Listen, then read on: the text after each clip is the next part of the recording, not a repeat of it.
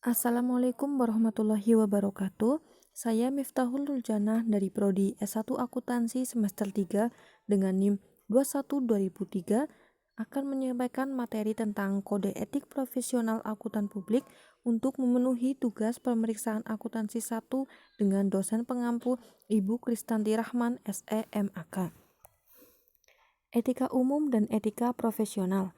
Etika berasal dari bahasa Yunani yaitu dari kata ethos yang berarti karakter.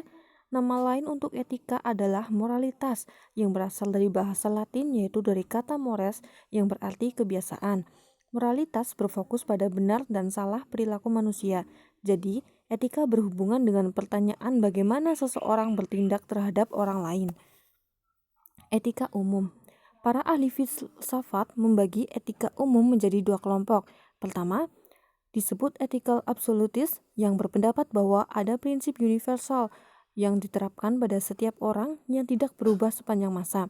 Kelompok lain disebut ethical relativist yang berpendapat bahwa pertimbangan etis ditentukan oleh perubahan kebiasaan dan tradisi yang berlaku dalam masyarakat di mana mereka hidup. Etika profesional. Etika profesional mencakup prinsip perilaku untuk orang-orang profesional yang dirancang baik untuk tujuan praktis maupun untuk tujuan idealistis. Oleh karena kode etik profesional antara lain dirancang untuk mendorong perilaku ideal, maka kode etik harus realistis dan dapat dilaksanakan. Agar bermanfaat, kode etik seyogyanya lebih tinggi dari undang-undang tetapi di bawah ideal. Alasannya adalah untuk memelihara kepercayaan masyarakat atau public confidence akan jasa yang diberikan profesi siapapun yang melaksanakannya. Kode etik profesional akuntan publik dibagi menjadi dua bagian. Yang bagian pertama menetapkan prinsip dasar etika profesi dan memberikan kerangka konseptual untuk penerapan prinsip tersebut. Bagian kedua memberikan ilustrasi mengenai penerapan kerangka konseptual tersebut pada situasi tertentu. Pendekatan kerangka konseptual.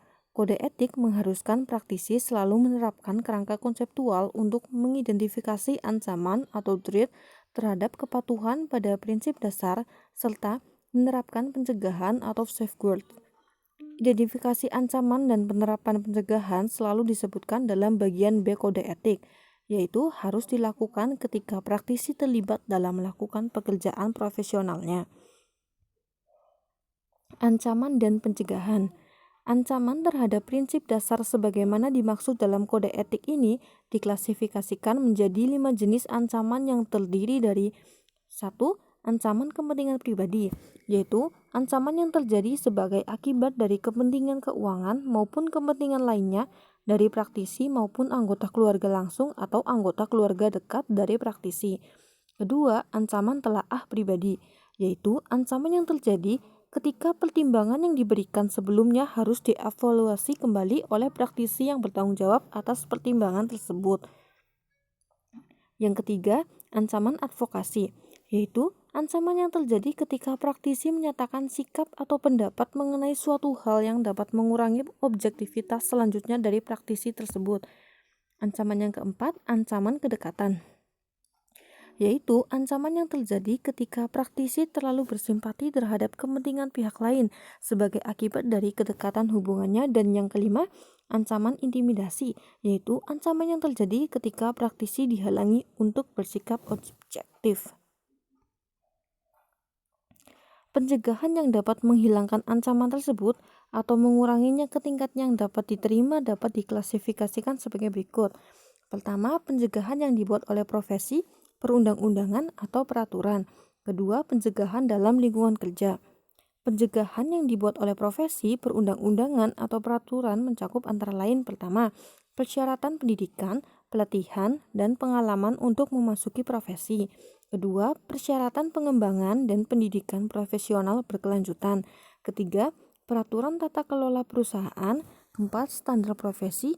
Kelima, prosedur pengawasan dan pendisiplinan dari organisasi profesi atau regulator. Penyelesaian masalah yang terkait dengan etika profesi. Ketika memulai proses penyelesaian masalah yang terkait dengan etika profesi, baik secara formal maupun informal, setiap praktisi baik secara individu maupun bersama-sama dengan koleganya harus mempertimbangkan hal-hal sebagai berikut. 1. fakta yang relevan. Kedua, masalah etika profesi yang terkait. 3.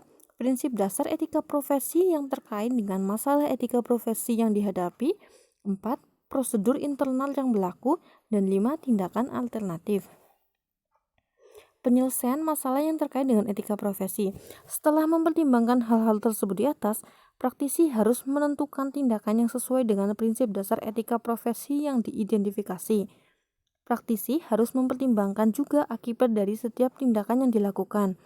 Jika masalah etika profesi tersebut tetap tidak dapat diselesaikan, maka praktisi harus berkonsultasi dengan pihak yang tepat pada KAP atau jaringan KAP tempatnya bekerja untuk membantu menyelesaikan masalah etika profesi tersebut.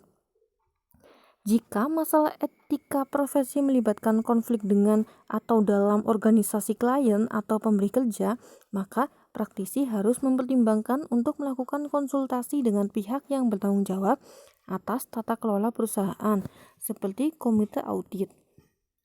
Prinsip dasar etika profesi. Ada 5 prinsip dasar etika profesi. Yang pertama, integritas. Yang kedua, objektivitas. Yang ketiga, kompetensi dan kehati-hatian profesional. Yang keempat, kerahasiaan. Dan yang kelima, perilaku profesional. Aturan etika profesi.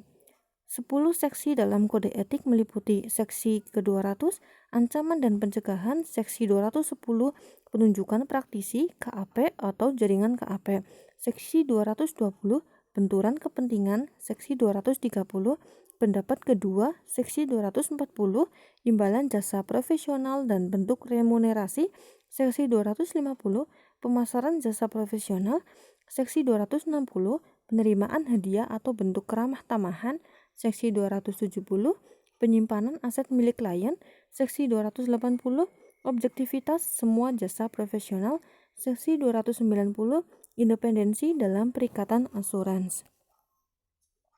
Sumber materi ini dari buku Auditing Al-Haryono Jusuf edisi 2. Terima kasih sudah menyimak. Wassalamualaikum warahmatullahi wabarakatuh.